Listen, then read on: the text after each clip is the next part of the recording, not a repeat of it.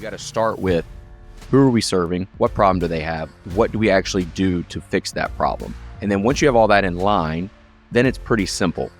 But simple doesn't mean easy, right? And I think that's where people get sort of upset with marketing is they're like, I can't believe you're giving me this advice. I've heard this a million times. And not to teach you anything new, hopefully today. My job is to just remind you to do the crap that works. And then we just had a weekly email newsletter that we sent out where I would just sort of like give my thoughts on what was happening around the barbecue restaurant. And my email would show up in their inbox and it would just keep us top of mind. Again, marketing, know, like, trust, just staying top of mind, stay liking us, stay trusting us. That dollar amount, they're shocked because they're thinking like, I'm spending $5 a day on a random boosted post. You want me to spend how much on ads? And I get it because cash flow, again, is the number one reason businesses close.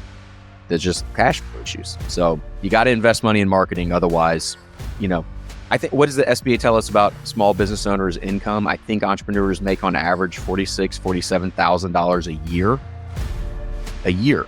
And it's not because you have a bad product or service, because nobody knows about you. That's the only difference.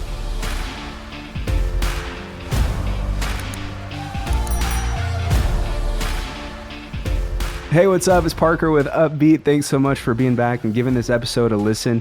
I had an incredible interview last week on the podcast with Chandler Lyles from High Beam Marketing. Highly recommend checking out that full episode. But today is more of a focused recap on some of the most insightful moments, strategies, and takeaways, including, a free marketing strategy and plan, step-by-step plan for you and your business that Chandler offers us very kindly, by the way, because that's the kind of stuff that a lot of people would pay money for that you could just get right here on the podcast right now, laid out step-by-step from Chandler, a full, complete marketing strategy. So we'll jump into that. But first, kind of the first clip I'm going to share is more on the inspirational side from Chandler. I'm going to be replaying a bunch of his key points, but the first one here is when he was talking about his journey to entrepreneurship and one of his number one rules in life. And about 2 years after that, I was ready to open my own thing again. And I met my two co-founders there at Ramsey as well. They were on the paid media team. And that's how High Beam Marketing was born. I got this rule in life. I follow what I'm interested in. I'm not very good at having a plan. I'm not very good at doing the traditional thing. I failed out of college after 3 semesters. I always struggled in high school. But I've always chased the next thing I was interested in. And that's led me to somewhere I'm really happy with. I really am resonating with what you just said about following whatever it is that you're interested in. That's something that I can relate to. And for a long time, I've been saying that our passions are like breadcrumbs from God, where like we wouldn't be interested in those things if it wasn't for a reason, if that wasn't what we were supposed to be doing anyway. And that you can actually have the most impact if you pursue those things. So, because if you get stuck doing something you hate, then you're going to be like probably not the most impactful at it. Well, it's funny, people that we hear the story a lot with entrepreneurs ended up finding the thing they're supposed to be doing.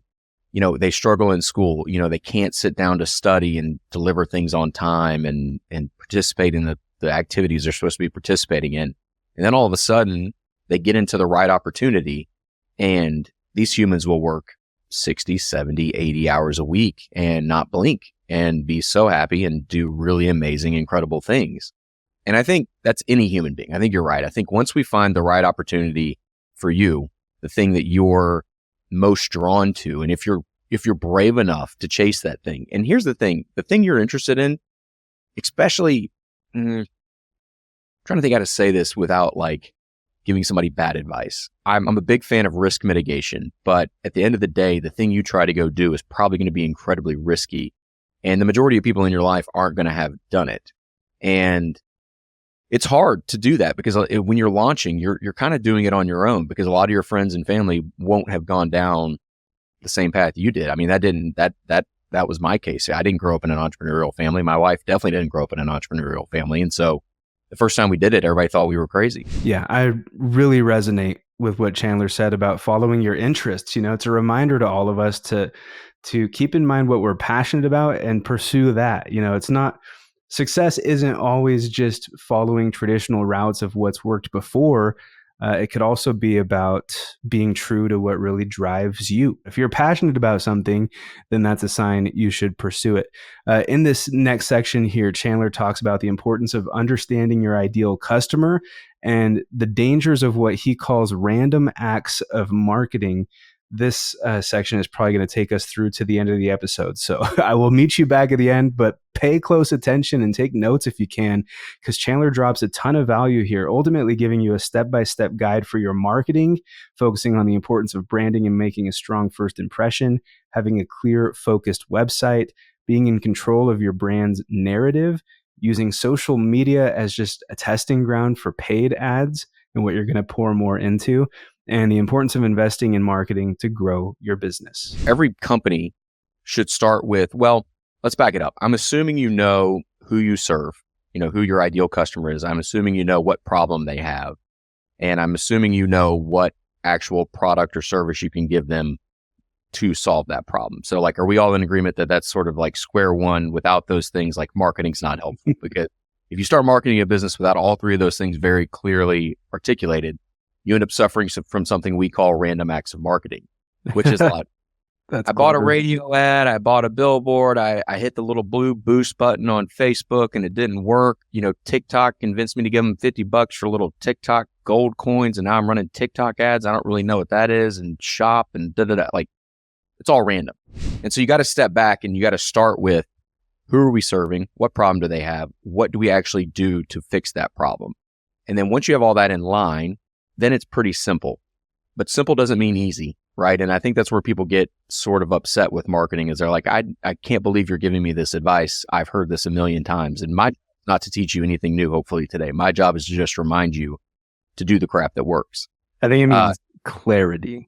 Clarity, yeah. Like the vision is clear, but you still got to put in the work and stuff. That's exactly right. Yep. So you start with branding. You know, your branding is all about look, touch, feel. Like, what is the feeling you get when I look at your brand and your logo? Like, what is the experience you're trying to create from day one? And a lot of that, I'm going to be honest, like, you should probably outsource the branding stuff to somebody. Now, if somebody's quoting you $15,000 for a lookbook, that's probably too much for where you're at, unless you have significant, everything's relative to your current financial situation. But for me, at least, I'll give you that advice. $2,000, $3,000 is a great thing to pay a freelance brander to be able to come in, create a logo for you, give you some fonts, give you the colors, give you some advice on how to use that stuff. A lot of people skip this step because they look at it and they say, I'm not spending $3,000 on a logo package right now. I could use that money for something else. And which is funny to me because you probably end up wasting it on something else anyways. But like, getting a brand in place, you wonder why people come to your website, or they look at your physical assets you've written out or printed out, and like, it feels cheap, or it feels, what's the word I'm looking at here, Parker? It's like unofficial. Like, it doesn't feel like you're a real business yet. It feels like, back in the day for us, I think we're probably close to the same age, like Microsoft Paint, or like, God forbid you do something in Outlook, or a PowerPoint design or something like that. You need to pay a professional to help you set the logo up, because it's a first impression. At the end of the day, the first time somebody sees your logo is the first time they're experiencing you and your brand. And so that first impression is huge. Mama was right. Like, make a good first impression, dress up, do all the things, put forward the face you want to be seen as, right? And then the next thing you got to understand about brand is simply like the story you tell about a person. That story can be positive. That story can be negative. And once you get enough people telling the same positive story about your brand, you have a very large brand, i.e. Chick-fil-A, right? A lot of people really love that brand, tell the same positive story. It's great. Negative brand could be something like Chick-fil-A. There's some people that don't like what they do. They tell a negative story about it, and they have a negative brand with them. For Chick-fil-A, more people have a positive association than negative, so they have a positive brand. Their business continues to grow. So you got to think about your entire business that way and go, like, every touch point with a customer is an opportunity for me to do branding, which is just marketing. Like, customer service, phone calls, the way people dress, the way the website looks, the way the store looks. Like, it's literally everything. And don't get overwhelmed with that, because we can get overwhelmed by how big the elephant is. We got to eat it one bite at a time. Just as you go and you see things that need to be updated or processes that need to be updated, update them. And then move forward. With the barbecue restaurant, we started in a tent that I bought from Sam's Club that was like the wrong shade of blue. We were like a dark navy blue. This was like that weird light, blue color that they like sell. A royal blue. And then it fades in the sun over time and it looks terrible. And we had white tables with that sort of pop out and you pinch your fingers on when you try to get them undone. And we had like disposable chafing stands, but we had a nice smoker. And that was the whole brand to start with. We had a good logo. I had a guy that designed NASCAR race car logos, design kits, designed the logo for me, and it was awesome. And so we had a good logo, we had a good tagline, but that was literally it, and a smoker and good food. But like everything else looked super shady. But over time, over the years, like we improved a little, and we improved all those brand points. Once you do that and you've got all that down, the next thing you got to do is build your website from a marketing standpoint. Now your website, if you're a brick and mortar business, you're an e-com business, it doesn't really matter. The website is just a digital representation of what your brick and mortar store would look like. And so where people get in trouble with websites is they make them try to do too much because digital real estate is free. But if you go to rent an office or if you rent a restaurant like we did back in the day, there's only so much square footage that you've got, and you've only got so much budget to be able to get customers in the door and get them to do a very specific thing. And so when you go to High Beam Marketing, it's very clear that option A for you is to book a discovery call with us. Like that is the first thing I want you to do. Option 2, should you choose that adventure, is to sign up for our email list because I think that's the second most important thing. Option 3, as you like really dig into our store and like it's sort of like Target or something like that, and you're like wandering the aisles, like if you don't just come in and buy something in the dollar section up front, like as you're wandering the aisles, you can find our blogs or you can find podcasts we've done. You can find out more about us as a team or book me to speak. Like there's a lot of sub pages, but it's very clear the top 2 things that I want you to do when you go to that website. And so if you already have a website out there, go to a Wix.com. That's what we use for our website and a lot of our client websites. It's a great builder now. You don't need like a WordPress thing. You don't need something super expensive because we're all startups here. Use one of their pre-done templates, plug your branding elements into it, make it look nice, but have a clear direction of what it is you want people to do when they go to that website. Imagine they walked in the front door of your business. What's the plan? Like, where are they supposed to go? Make them do that. The next part of your marketing strategy, and interrupt me with any questions or anything, because I feel like I'm just like hammering. You're good.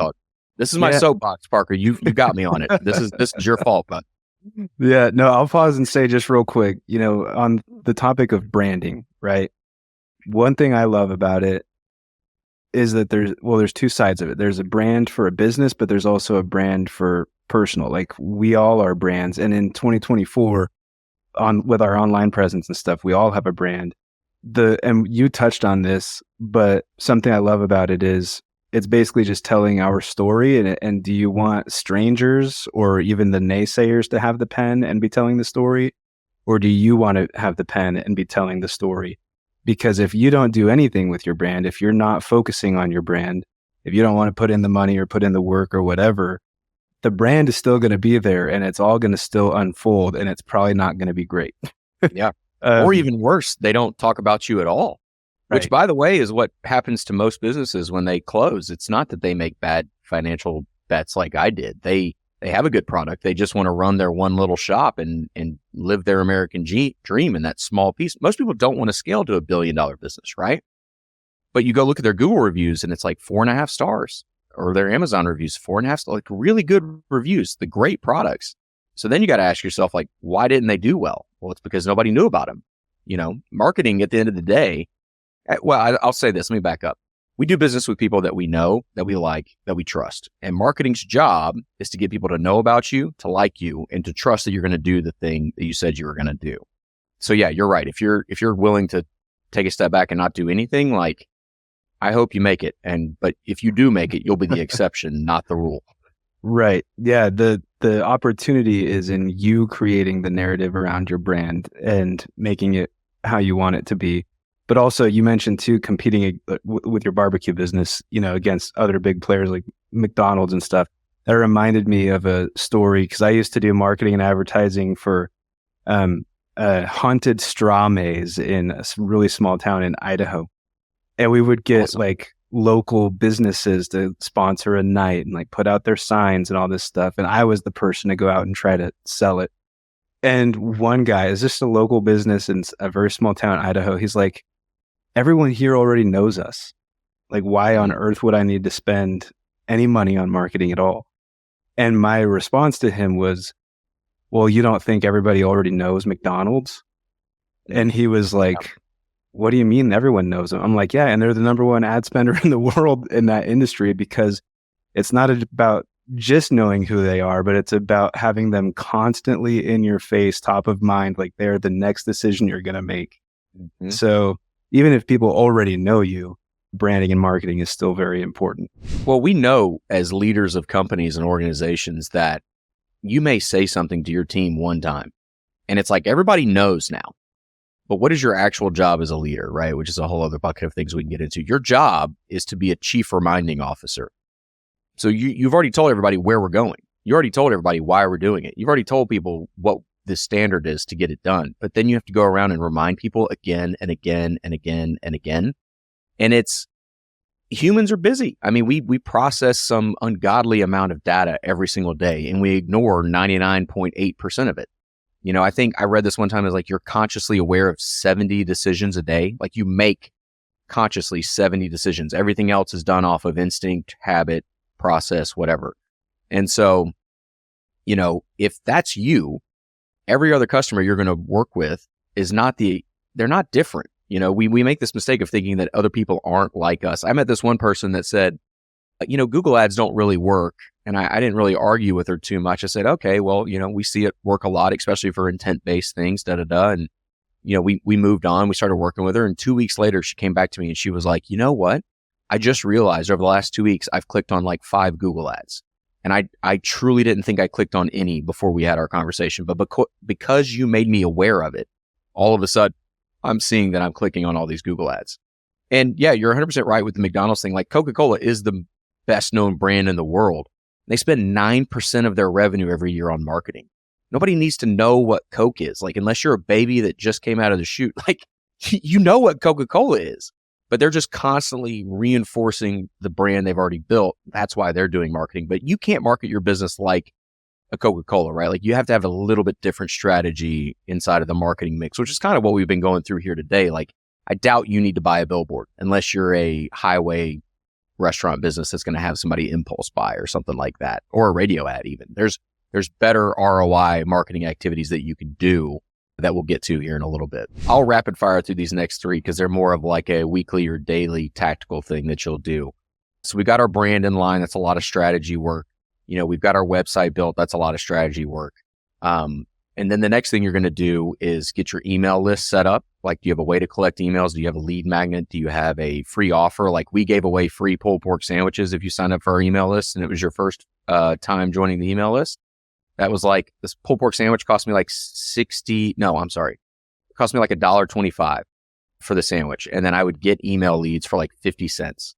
And so for the price of like, let's call it $4, because 1 in every 4 people would actually come into the restaurant and redeem the thing, I was acquiring new customers. And I knew that 50% of them would come back again and again and again. And then we just had a weekly email newsletter that we sent out where I would just sort of like give my thoughts on what was happening around the barbecue restaurant. And my email would show up in their inbox and it would just keep us top of mind. Again, marketing, know, like, trust, just staying top of mind, stay liking us, stay trusting us.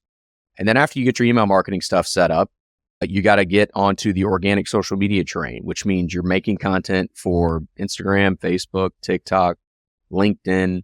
It really just sort of depends on your business and where your customers hang out.